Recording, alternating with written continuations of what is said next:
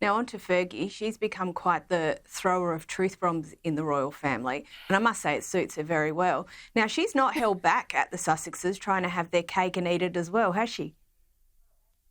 Absolutely not. I mean, this week she gave an interview to The Independent where she said that being in the royal family, you have to be all in or all out, and you can't sort of have one foot in and one foot out, which was clearly a dig at the Sussexes, because that's what they ideally wanted. They wanted to be able to have their life in North America whilst playing some sort of contributor role, like a social media influencer with the royal family, which is just not how the firm works. But she made it very clear that it's something that you really have to be wholly dedicated to. And she understands this because she was an active working member of the royal family for a decade. So she understands the sacrifices that it takes. But it also shows that to be in the royal family, there's a level of selflessness that you have to have. You cannot be arrogant. You cannot think that you're so important that you can just have one foot in and one foot out. I mean, in the book, Rob Jobson's book, he makes note to the fact that the Sussexes really kind of wanted to craft their own role and actually went to the press and released their statement that they were leaving the royal family to be able to have some sort of leverage when they ultimately had this summit with the Queen and other members of the royal family to discuss how they were going to make it work. So they were arrogant enough to believe that they had a final say on this and that they could actually shoehorn their desires into the royal family. And again, that clearly didn't turn out how they wanted it to. But, you know, Fergie is just making the point that many of us have made, which is you're either in the royal family or you're not. You can't cherry pick the aspects of royal life that you would like. You can't say that you want to be in the royal family or out of it and then, you know, get all the benefits of being a royal working member, like the level of security that other members of the royal family enjoy. Now, it's also been reported this week that Charles is supporting a study into the royal family's historical links to slavery. Why do you think he's doing that, and particularly at this time? Well, I think he's been caught between a rock and a hard place. I think if he didn't support that sort of inquiry or investigation, you know, that wouldn't have gone down too well. And I think a part of him just accepted that because of the closeness of the coronation and not to have any sort of scandal tarnishing that upcoming event. But I think the reality is this could actually serve as a golden opportunity for him to say, look, we found these, you know, our links to slavery as the royal family, but we also have to highlight that Britain was one of the countries that abolished slavery first, and that we have to learn from our mistakes and move on from it. He actually has the opportunity to make a statement and highlighting the nuanced realities of slavery, the fact that it wasn't unique to one country and it's always existed in the human condition. He can make examples of the fact that, you know, Ethiopia kept slavery going in society up until the 1940s when the British pressured Haile Selassie into ending it formally. You know, this is a very nuanced discussion, and I think he can actually bring some common sense back into the room, as opposed to just kowtowing and going down the route of the Laura Trevelyan's, who are actually paying money to Caribbean governments to atone for her sins, allegedly. And I think common sense will be really important here, because if it's not messaged correctly, it could end up being a real own goal for the royal family. Oh, absolutely. So I think he needs to take quite a definitive stance on this.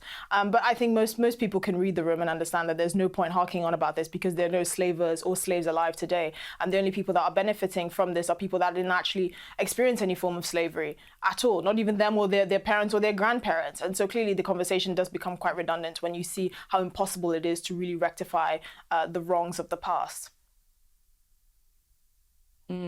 Now, just onto Princess Kate for a moment. It's been reported this week that she found the interaction with the Sussexes at the Windsor walkabout following the Queen's funeral as very difficult.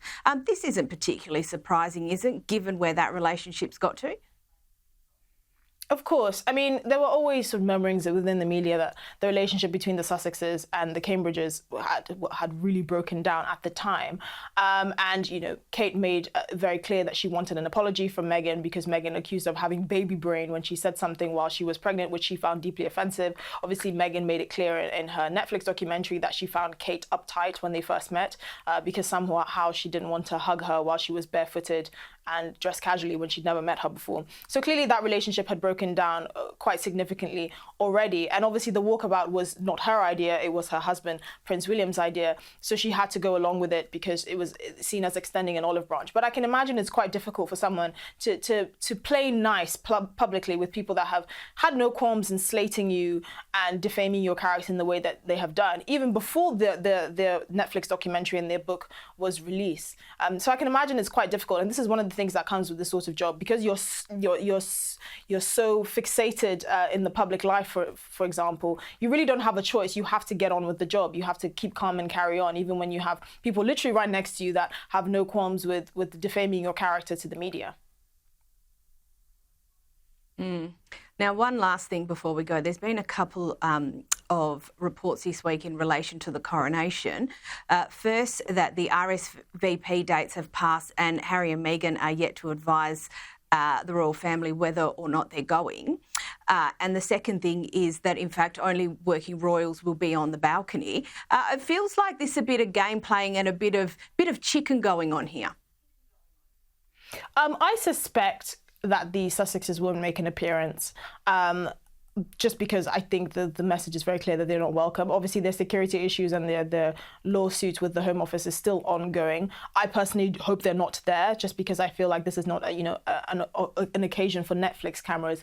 It is a national event, and we'd like to keep it that way. We'd like to keep the tawdry, gossipy sort of stories out of the tabloids and focus on what really matters.